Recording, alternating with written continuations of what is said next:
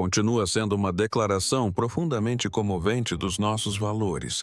Nunca foi tão relevante quanto agora. Momentos atrás, o palácio quebrou o silêncio e o que se seguiu deixou a nação sem palavras. A imponência das paredes de Buckingham não conseguia mais conter os sussurros que ecoavam há meses. Em uma declaração cuidadosamente elaborada, a Aedes confirmou o que muitos temiam, mas poucos ousavam dizer em voz alta. Uma data foi marcada. O rei Charles, o homem, que esperou a vida inteira pela coroa, escolheu quando deixará o trono. Antes de analisarmos em detalhes o que isso realmente significa para a família real, certifique-se de se inscrever para não perder nenhuma atualização. A declaração durou menos de 3 minutos, mas seu impacto foi sísmico. A atmosfera na sala de imprensa era diferente de tudo que os repórteres haviam experimentado em anos. Olhares percorriam a sala, canetas tremiam no meio das frases e um silêncio coletivo pairava no ar. Uma única frase no comunicado do palácio transformou sussurros em realidade. Sua Majestade chegou a uma decisão final quanto ao cronograma de sua abdicação. Aquelas palavras proferidas com cautela dissiparam meses de especulação e incerteza. O tom do palácio era deliberadamente contido, quase cerimonial, mas os presentes na sala sentiram o peso por trás de cada sílaba. Correspondentes reais veteranos admitiram mais tarde que a sensação era menos de uma coletiva de imprensa e mais de um ponto de virada na história. Não se tratava de um rumor a ser debatido, nem de um acordo temporário. Era definitivo. Durante anos, Charles fora retratado como o monarca que jamais se renderia. Agora, o próprio palácio reconhecia que o fim de seu reinado não era mais uma teoria distante, mas uma realidade inevitável. Ao término da coletiva de imprensa, um murmúrio abafado tomou conta do ar. Repórteres se apressaram para enviar suas matérias. Fotógrafos focavam em cada queixo imponente e olhar cabisbaixo dos assessores reais, tentando decifrar as emoções que eles, por disciplina, não conseguiam expressar. Alguns assessores estavam pálidos, outros visivelmente emocionados. Um jornalista descreveu a atmosfera como selvagem, como se o próprio palácio estivesse prendendo a respiração. Do lado de fora dos portões do palácio, uma multidão já começava a se reunir, unida não pela celebração, mas por um espanto incrédulo. Por trás desse anúncio sereno, algo muito mais complexo se desenrolava. A data em si estava envolta em mistério, mas rumores começaram a circular quase que instantaneamente. Jornalistas experientes insinuaram que o dia escolhido não era arbitrário. Ele carregava um peso simbólico ligado, segundo alguns, a momentos profundamente pessoais e historicamente carregados dentro da família real. Os historiadores começaram a especular sobre feriados nacionais, aniversários de coroação e marcos familiares privados, tentando prever qual data havia sido gravada nas páginas da história da realeza. Mas talvez a revelação mais surpreendente tenha sido que até mesmo membros importantes da família real foram informados apenas algumas horas antes do público. Fontes próximas ao assunto admitiram extraoficialmente que vários membros proeminentes da realeza receberam a notícia em telefonemas organizados às pressas no início do dia. A brusquidão chocou até mesmo os cortesãos mais experientes. Não se tratava da habitual divulgação lenta e deliberada da monarquia. Foi brusca, decisiva, quase atípica para um monarca conhecido pela sua ponderação. Naqueles momentos, o palácio conseguiu o que raramente faz surpreender tanto a imprensa quanto a própria monarquia. A confirmação não se limitou a anunciar uma data de abdicação. Sinalizou que a transição já havia começado a portas fechadas. Decisões haviam sido tomadas em salas reservadas. E a declaração foi apenas a revelação pública de um plano que já vinha sendo elaborado há muito tempo. A família real, o governo e a nação não estavam mais lidando com hipóteses. A contagem regressiva havia começado. Mas, por trás daquele anúncio cuidadosamente planejado, esconde-se uma tempestade de segredos, traições e acertos de contas emocionais que levaram Charles a este momento irreversível. Para entender por que Charles escolheu este momento, precisamos mergulhar no peso de uma coroa que ele perseguiu por décadas apenas para descobrir que era mais pesada do que qualquer um imaginava. Por trás dos sorrisos cerimoniais havia noites em claros sussurros de médicos e olhares silenciosos de sua família. Cada mês que passava aumentava o sofrimento, até que o homem que um dia sonhou em governar começou a ansiar silenciosamente por partir. Por mais de 70 anos, Charles viveu à sombra do destino. Sua espera pelo trono tornou-se a mais longa da história britânica. Uma vida inteira dedicada à preparação para um papel que sempre esteve fora de seu alcance. Contudo, quando a coroa finalmente repousou sobre sua cabeça, a realidade estava longe da imagem romantizada que ele havia cultivado. A brevidade de seu reinado contrastava fortemente com as décadas de expectativa. Era como se a coroa, após ser tão ansiosamente aguardada, tivesse chegado apenas para lembrá-lo de quanto pouco tempo lhe restava para usá-la. O que deveria ter sido uma era triunfante transformou-se numa provação implacável que testou seu corpo, espírito e determinação. Por trás da grandeza, sua saúde começou a deteriorar-se silenciosamente. Médicos particulares expressaram preocupação em voz baixa. Assessores do palácio notaram seu crescente cansaço e amigos próximos viram um homem se recolher ao silêncio após compromissos públicos. Não houve colapsos dramáticos ou emergências televisionadas, apenas um declínio constante oculto por trás das rígidas barreiras do protocolo real. Aqueles ao seu redor sussurravam que a pressão do cargo estava acelerando o que já havia começado ao longo dos anos. A pressão para estar sempre presente, para personificar a estabilidade em um mundo turbulento. Começou lentamente a superar suas reservas físicas e emocionais. Dentro do palácio, mudanças sutis já estavam em curso muito antes que o público percebesse qualquer coisa fora do normal. Compromissos importantes, antes liderados por Charles, foram discretamente delegados a outros. Catherine e William começaram a assumir papéis mais proeminentes e sua presença em grandes eventos aumentou a cada temporada. Não foi anunciado como preparação, mas para aqueles que observavam atentamente era inegavelmente um ensaio.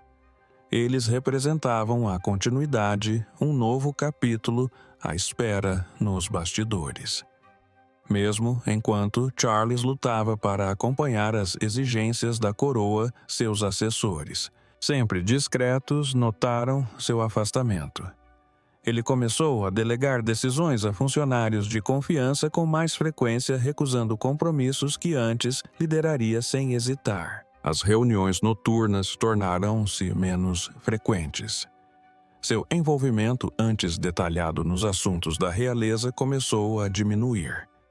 Não era preguiça ou negligência, mas sim um cansaço profundo e inabalável.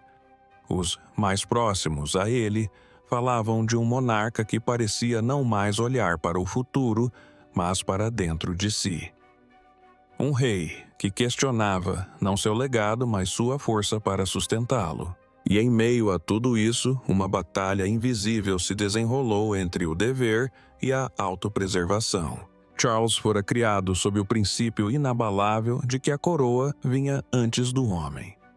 Mas agora, talvez pela primeira vez, o homem sob a coroa questionava silenciosamente essa verdade. O monarca que outrora representara paciência inabalável, agora se deparava com o cruel paradoxo do tempo. Ele esperara tempo demais para reinar. E agora, o próprio cargo drenava o pouco que lhe restava de vitalidade. E enquanto Charles lutava contra o peso da coroa, forças ao seu redor já se mobilizavam. Algumas por lealdade, outras por ambição. Nos corredores silenciosos de Balmoral, ocorreu uma conversa que mudaria tudo. A princesa Anne, sempre a confidente firme, confrontou o irmão com um aviso arrepiante. Ela tinha visto o que estava por vir, não de médicos ou cortesãos, mas de dentro da própria família. Suas palavras foram simples, porém devastadoras. Eles estão se preparando para...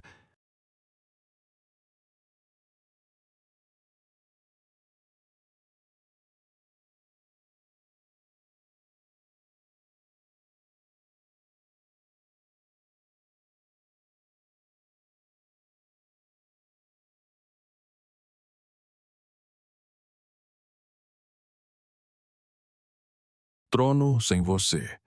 Não era uma ameaça. Era uma profecia. Anne sempre fora mais do que apenas a irmã de Charles. Ela era sua aliada mais confiável, pragmática, leal e destemida para dizer verdades que outros suavizavam ou escondiam sob o protocolo. Enquanto o resto da família real frequentemente evitava assuntos delicados com cautela, Anne tinha o raro privilégio de penetrar a fachada real. Sua proximidade com Charles não nasceu de necessidade política, mas foi forjada ao longo de décadas de fardo compartilhado como os dois filhos mais velhos de um monarca. E foi esse laço profundo que deu tanto peso às suas palavras naquele dia. Muito antes de o palácio emitir sua declaração formal, Anne já começava a perceber os tênues, porém inegáveis tremores de uma lealdade em transformação. Não se tratou de uma grande traição, mas de uma série de ajustes silenciosos e coordenados. Os membros mais importantes da corte, antes focados inabalavelmente em Charles, começaram a redirecionar sutilmente sua atenção para William e Catherine. Os convites passaram a ser redigidos de forma diferente. As reuniões informativas tornaram-se menos inclusivas. O tom dentro do palácio mudou quase imperceptivelmente, mas Anne, sempre observadora, percebeu. Ela viu uma estrutura se reposicionando lentamente para um futuro, no qual Charles não estaria mais no centro. Quando o confrontou, seu tom carregava urgência e tristeza. Ela o incentivou a encarar o que ela acreditava ser inevitável, antes que outros o obrigassem a tomar uma decisão precipitada. Você precisa assumir o controle disso, disse ela, porque se você não o fizer, outra pessoa o fará. Não era um ataque, era um apelo. Ela sabia que a monarquia sempre dependera de um equilíbrio entre imagem e controle. E naquele momento, esse controle estava silenciosamente escapando para outras mãos. Por trás dos portões do palácio, a influência de Guilherme e Catarina expandia-se com notável sutileza. Os cortesãos, sempre atentos às possíveis mudanças de poder, começaram a se alinhar com o futuro. As reuniões de Guilherme tornaram-se mais longas. A agenda de Catarina espelhava a de uma futura rainha. A presença deles começou a ocupar espaços antes dominados por Carlos. Não era traição, era preparação, mas para Ana era evidente. A família não estava se adaptando a uma era distante, mas a uma transição que já estava em curso. Ela alertou Charles sobre os membros da equipe sênior que já estavam jogando seus próprios jogos estratégicos. Não se tratavam de golpes declarados, mas de jogos de poder silenciosos, vazamentos cuidadosamente orquestrados, planejamento estratégico e sussurros nos corredores que moldavam a percepção muito antes dos anúncios. A engrenagem da sucessão, antes inteiramente sob sua autoridade, começava lentamente a funcionar sem ele. A voz de Anne naquele dia carregava mais do que cálculo político. A mensagem carregava o peso emocional de alguém que sabia que seu irmão estava numa encruzilhada. Ela implorou para que ele não deixasse que outros definissem o fim do seu reinado. "Se você não definir este momento, Charles", disse ela, "ele definirá você." Seu aviso não se limitava à logística. Era uma questão de legado. Seu aviso era mais do que uma preocupação fraterna. Era uma faísca que iluminou as falhas ocultas do palácio. Enquanto o mundo se fixava em cada movimento de Charles, outra figura acendia com precisão silenciosa: o príncipe William, preparado para o futuro, mas preso à lealdade ao pai, se via caminhando na corda bamba entre a obediência e o destino. Cada aparição pública, cada discurso cuidadosamente elaborado tornava-se um ensaio para o inevitável. E nos bastidores do palácio, os conselheiros começaram a tratá-lo não como o herdeiro, mas como o futuro rei. Nos meses que se seguiram ao aviso particular de Ana, o papel de Guilherme começou a se transformar quase imperceptivelmente. Seus compromissos públicos aumentaram com uma regularidade calculada, levando-o a viagens diplomáticas, visitas de Estado e comemorações nacionais que antes eram domínio exclusivo do rei. Discursos que antes eram observados com cortesia passaram a ser analisados em termos de tom, estratégia e liderança. A cada instante, a monarquia transferia sutilmente seu centro de gravidade do soberano reinante para aquele que o sucederia. Para muitos, pareceu uma continuação natural do dever. Mas, para aqueles dentro do palácio, era claro. Tratava-se de preparação. Nos bastidores, a lealdade começou a se realinhar. Conselheiros experientes que passaram décadas servindo a Charles começaram discretamente a redirecionar sua atenção para William. Não era traição, era instinto. A monarquia, como qualquer instituição, antecipa seu futuro, e em William, muitos viam o próximo pilar de estabilidade. Assessores de longa data começaram a oferecer-lhe informações em primeira mão, acatando sua visão em reuniões de estratégia e agendando seus compromissos com uma autoridade que antes pertencia exclusivamente a seu pai. A linguagem deles também mudou. "Quando você for rei", começou a substituir um dia, como se a linha do tempo tivesse acelerado sem nunca ter sido oficialmente declarada.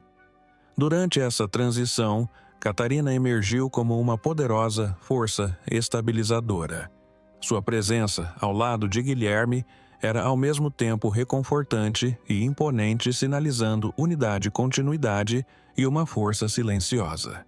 Enquanto Guilherme lidava com o peso de uma coroação iminente, Catarina desempenhava o papel de estrategista e confidente, ajudando a navegar o delicado equilíbrio entre honrar o reinado de Carlos e se preparar para o próprio reinado. Sua crescente visibilidade não foi acidental. Ela personificava o futuro da monarquia de uma forma que ressoava tanto com o público quanto com a elite do palácio. Mas essa ascensão não ocorreu sem tensão. William enfrentava uma encruzilhada emocional, o desejo de apoiar totalmente seu pai e a constatação de que a máquina ao seu redor se preparava para seu reinado com crescente urgência. Tarde da noite, ele começou a realizar reuniões privadas com membros de sua equipe de confiança. Discussões que se concentravam não em si, mas em quando e como. Essas sessões eram envoltas em segredo, focando-se em planos de transição, ajustes cerimoniais e as complexas responsabilidades que um dia seriam suas. Ele estava sendo preparado e, quer admitisse ou não, estava se preparando também. Contudo, por trás da aparente compostura, o desgaste emocional aumentava. Os rumores se intensificavam na imprensa. As especulações se tornavam mais ousadas e a opinião pública começava a mudar. Sussurros sobre abdicação se misturavam com visões de um monarca jovem e uma coroa modernizada. William sabia que essas conversas não estavam acontecendo isoladamente. Faziam parte de um movimento maior que ele não podia deter nem reconhecer abertamente. Cada novo compromisso, cada aperto de mão, cada discurso carregava o peso silencioso de um futuro que se aproximava rapidamente. Mas nenhuma ascensão vem sem sombras, e na casa real, as sombras muitas vezes assumem a forma de lutas pelo poder e segredos há muito enterrados. Enquanto o palácio se preparava para a mudança, a rainha Camila se viu em uma tempestade que jamais imaginara. Tendo lutado por décadas para ser aceita agora, ela enfrentava a perspectiva de perder tudo. Não para um escândalo, mas para o próprio tempo. Atrás das portas fechadas de Clarence House, ela implorou a Charles que reconsiderasse, temendo que seu papel, seu título e seu legado desaparecessem no momento em que ele renunciasse. Durante anos, Camila navegou pelo ceticismo público, pela turbulência pessoal e pela resistência institucional para conquistar seu espaço ao lado de Charles. Ela suportou um escrutínio que teria destruído outros, transformando-se lentamente de uma figura controversa em uma consorte real respeitada.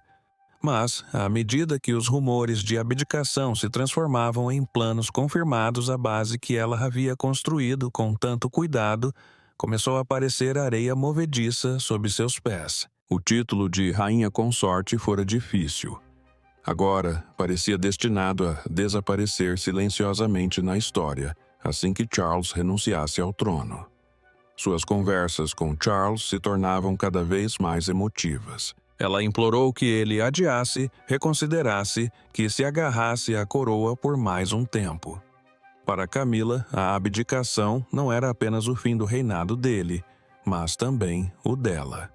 Ela temia se tornar uma nota de rodapé em uma narrativa real, em rápida transformação dominada por William e Catherine, cuja popularidade e imagem moderna lançavam longas sombras sobre ela. Em conversas privadas, ela confessou a confidentes que renunciar agora era como apagar décadas de sua luta por aceitação. Essas trocas íntimas entre marido e mulher eram tensas, permeadas de amor, mas também marcadas por visões diferentes do futuro. Charles, cansado e resoluto, acreditava que a decisão era necessária para a estabilidade da monarquia. Camila, no entanto, a via como uma rendição. Ela questionava se a monarquia protegeria seu legado quando o próximo capítulo começasse, ou se a história a afastaria silenciosamente para dar lugar a uma nova era. Pessoas próximas ao casal descreveram noites de discussões acaloradas, lágrimas e longos silêncios. Dentro do palácio, os conselheiros estavam divididos. Alguns apoiavam totalmente a decisão de Charles, focando na transição de poder tranquila para William. Outros, no entanto, preocupavam-se com o que o papel reduzido de Camila significaria para a continuidade da realeza e a percepção pública. Essas divisões levaram a sutis disputas internas com membros da corte, vazando informações para jornalistas em sussurros cuidadosamente cronometrados.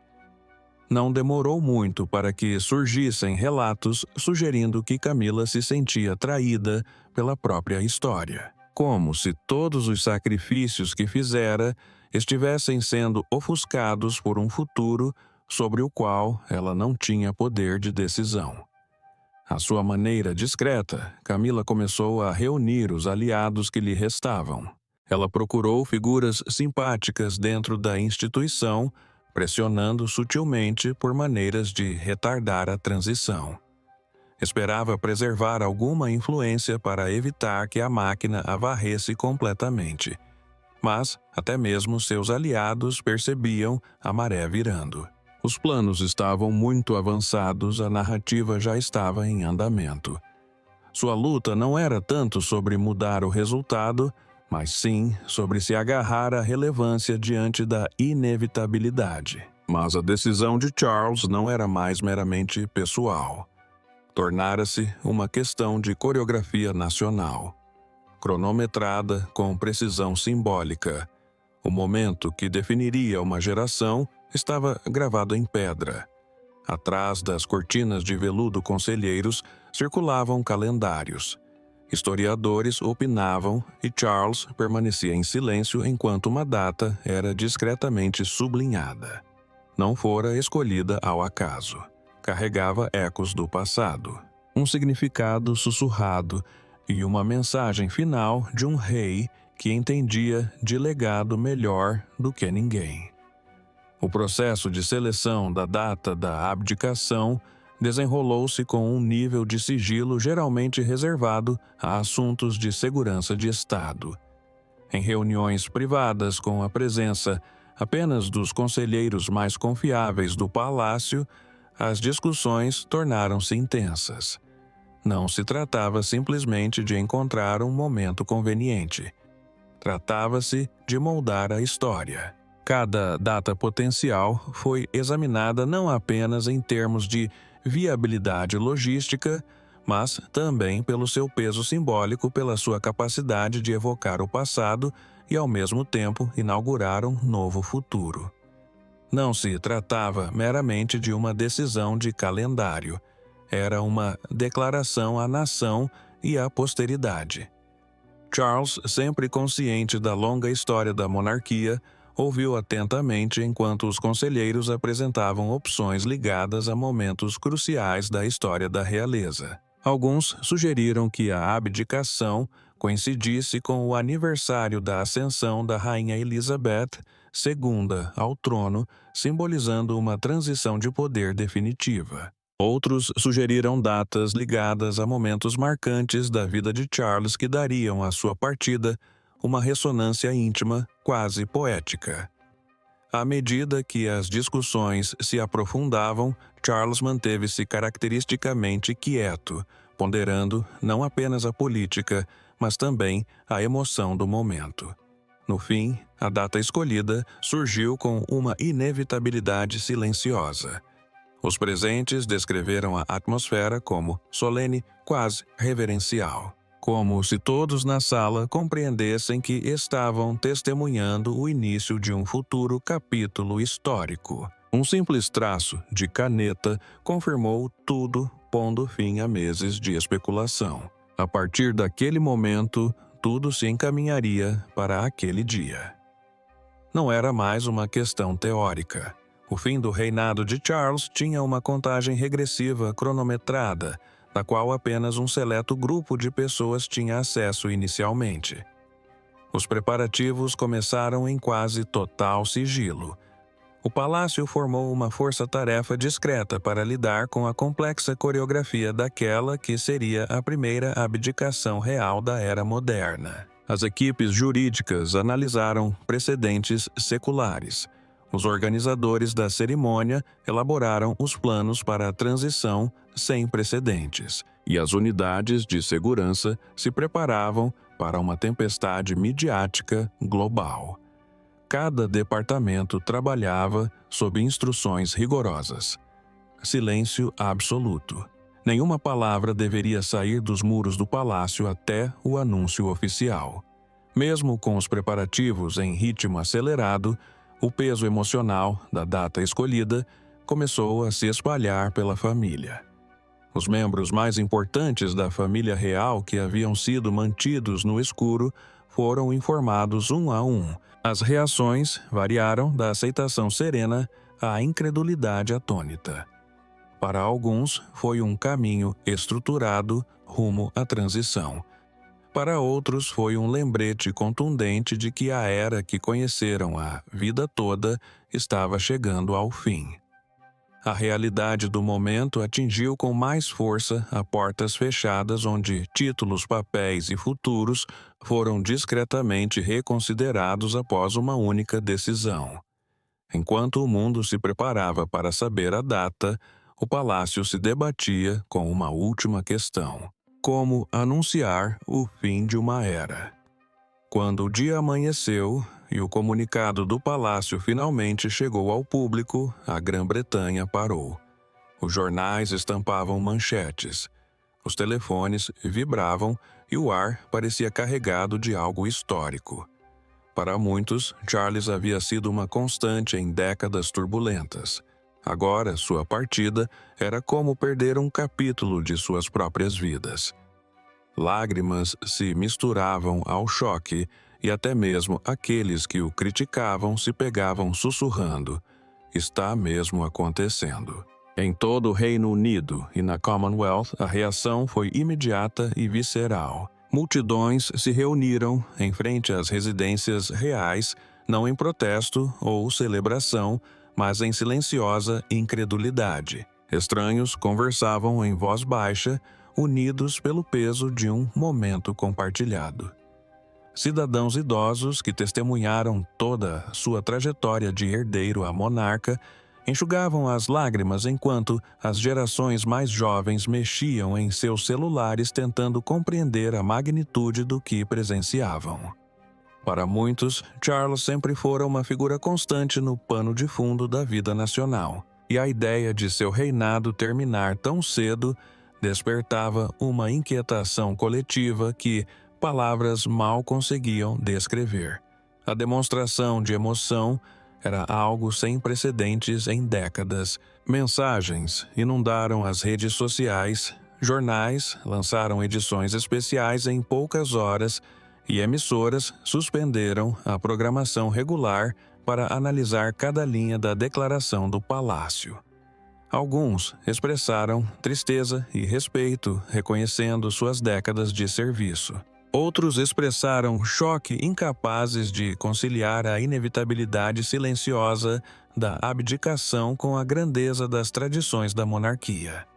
Mesmo aqueles que há muito criticavam sua liderança pararam para refletir, percebendo que estavam testemunhando o fim de uma era em tempo real.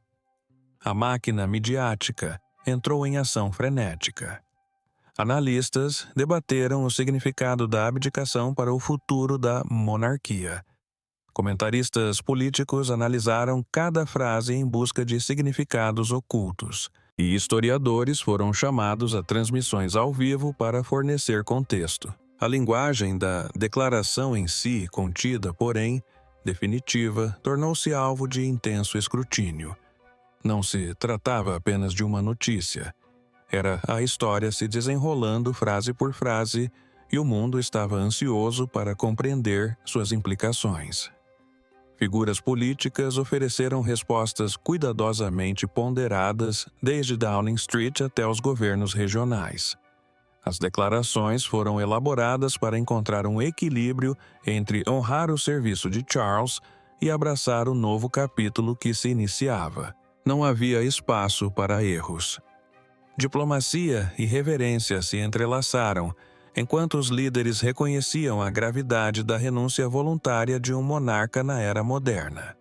O tom era universalmente respeitoso, solene, e permeado por uma certa incerteza sobre o que essa transição significaria para a identidade da nação nos anos vindouros. Além da Grã-Bretanha, líderes mundiais e monarquias reagiram rapidamente.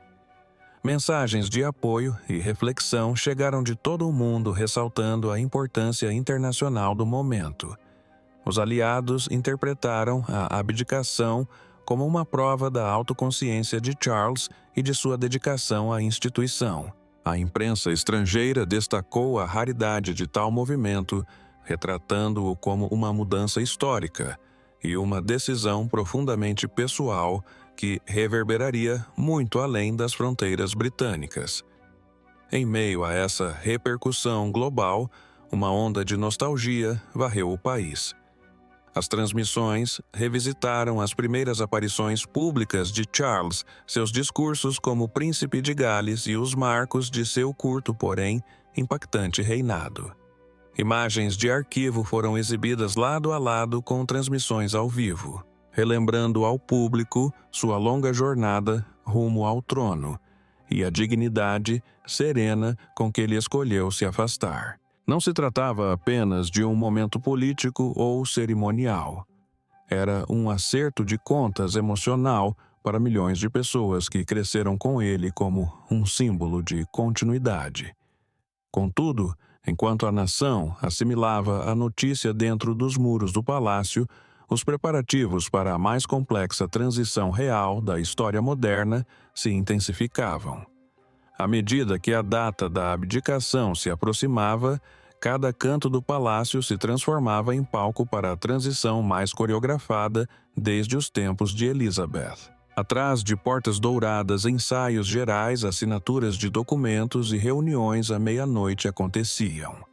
Cada passo era planejado, cada emoção contida. Contudo, por trás da precisão régia, uma verdade simples ecoava pelos corredores. Um filho estava prestes a herdar o trono, e um pai estava prestes a se despedir. Nestes últimos dias, o palácio transformou-se numa máquina viva de preparativos. Equipes jurídicas finalizaram procedimentos seculares adaptados ao mundo moderno, garantindo que cada exigência constitucional fosse cumprida sem um único deslize. Os documentos eram minuciosamente examinados linha por linha, sua linguagem carregando o peso da história.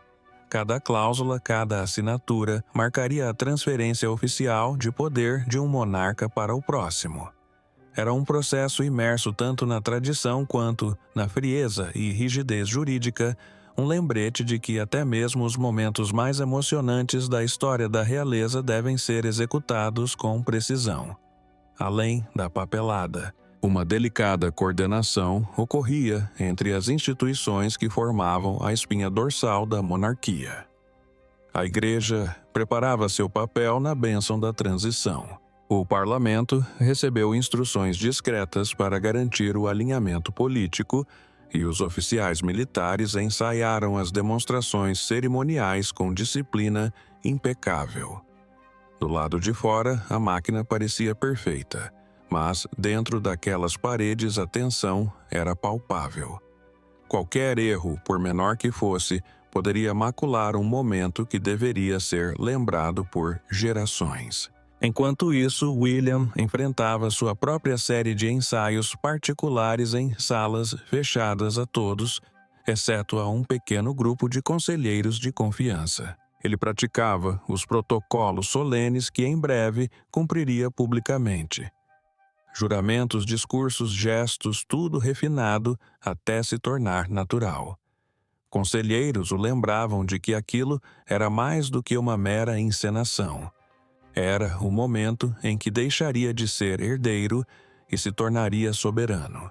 Sob sua aparente calma havia uma gravidade inegável. Ele assumia o papel para o qual toda a sua vida o preparara, mas o fazia sob a sombra emocional da partida de seu pai. Para Charles, esses dias eram marcados por momentos tranquilos de reflexão com aqueles que o apoiaram ao longo das décadas. As conversas com os assessores mais próximos tornaram-se mais pessoais, repletas de gratidão, arrependimentos e reconhecimentos tácitos de um reinado que estava prestes a terminar mais cedo do que muitos esperavam. Aqueles que o serviram por mais tempo notaram uma suavidade em seu semblante, não fraqueza, mas a consciência solene de encerrar um capítulo que o definira desde a infância. A posição de Camila tornou-se cada vez mais frágil à medida que a máquina da transição se acelerava. Onde antes desempenhara um papel central no reinado de Charles, agora se via observando da periferia, sua influência se dissipando em tempo real. Reuniões das quais antes participava eram conduzidas sem sua presença. Decisões que antes moldava eram tomadas sem sua participação. Era um lembrete doloroso de que o poder dentro da monarquia é inseparável da própria coroa, e uma vez que esta é posta em poder, tudo muda. Em meio a tudo isso, Ana permaneceu uma presença constante. Enquanto outros lidavam com emoções e ambições, ela ancorava a família com uma força silenciosa, garantindo que o pessoal não interferisse no histórico.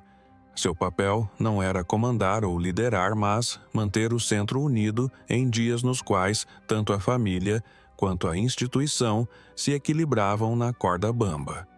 E então o dia chegou, um dia gravado na história não para uma coroação, mas para uma despedida. O mundo assistiu enquanto o rei Charles caminhava pela última vez pelos corredores do palácio como soberano.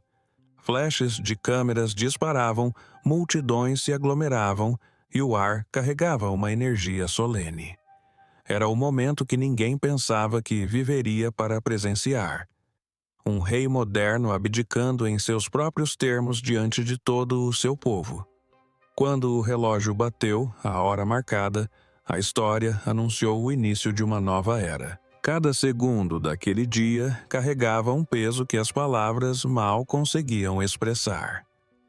Em toda a nação, milhões prenderam a respiração enquanto Charles surgia para sua última aparição pública como monarca. Durante décadas, ele viveu sob a sombra da expectativa, depois, brevemente sob o peso da coroa, e agora assumia o papel de monarca em despedida. Seu comportamento era ponderado, sua expressão grave, mas, sob a precisão cerimonial, havia uma inconfundível corrente emocional. Não se tratava de um mero ato formal. Era o encerramento de um capítulo que definira uma vida inteira. A cerimônia pública que anunciou sua abdicação transcorreu com uma graça meticulosa. O palácio havia orquestrado cada detalhe para refletir tanto a reverência pela tradição quanto o reconhecimento do momento sem precedentes.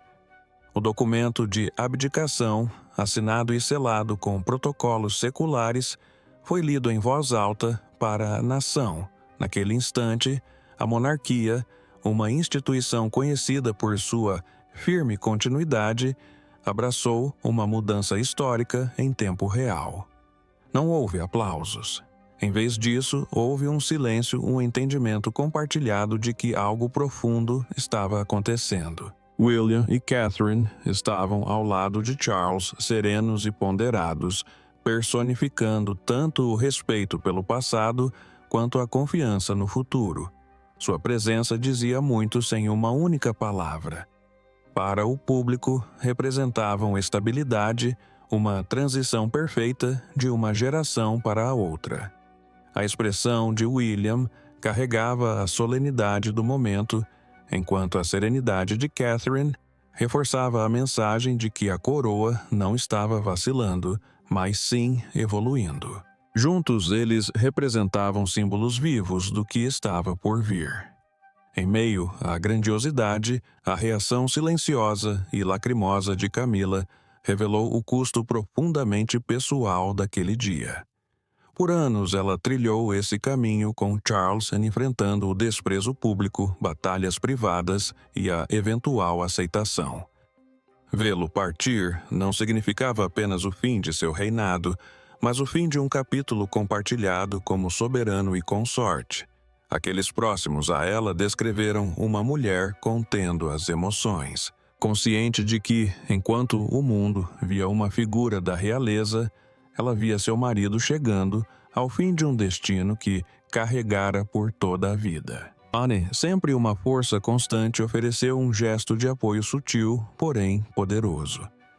Enquanto Charles cumpria as formalidades finais, sua presença ao seu lado era inabalável. Ela havia sido sua confidente e seu espelho da verdade, e agora se apresentava como sua âncora no momento em que a coroa começava a passar de uma cabeça para outra. Sua força silenciosa ressaltava a realidade humana por trás do espetáculo de irmão e irmã enfrentando a história juntos. A cerimônia terminou não com pompa, mas com reflexão. Ao ouvirem as palavras finais, a multidão irrompeu em aplausos carregados de emoção. Não era júbilo, mas gratidão, respeito e o reconhecimento coletivo de terem testemunhado algo que seria lembrado por gerações. A abdicação de Charles não foi uma retirada, mas um ato deliberado de um monarca que escolheu definir seu próprio fim, legando o trono ao futuro antes que o tempo o obrigasse a fazê-lo. E enquanto a coroa se prepara para repousar sobre uma nova cabeça, os ecos do reinado de Charles permanecerão, um capítulo agridoce encerrado diante dos olhos do mundo. Obrigado por assistir. Não se esqueça de curtir e se inscrever, e nos vemos na próxima.